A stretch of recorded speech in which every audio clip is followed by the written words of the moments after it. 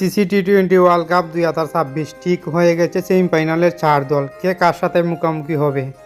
টি-20 বিশ্বকাপ এখন knock out রোমাঞ্চের অপেক্ষায়। কাল শেষ হয়েছে সুপার 8-এর পর্ব, বাকি এখন শুধু 2 সেমিফাইনাল।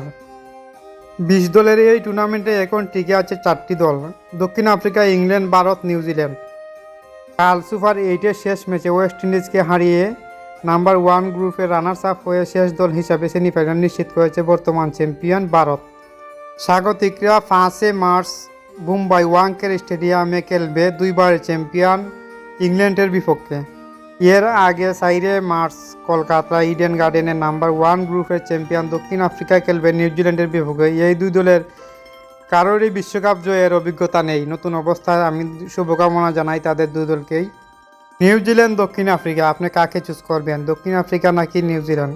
আসলে দুই দলের মধ্যে কোনো দলই বিশ্বকাপ জিততে পারে নাই, দক্ষিণ আফ্রিকা এবং নিউজিল্যান্ড। আমি মনে করি দক্ষিণ আফ্রিকায় জিততে হোক, কারণ দক্ষিণ আফ্রিকারে অনেক বছর হয়ে গেল হয়তো তারা বিশ্বকাপ জিততে পারে নাই। একটা বিশ্বকাপ তাদের প্রাপ্য হয়ে গেছে।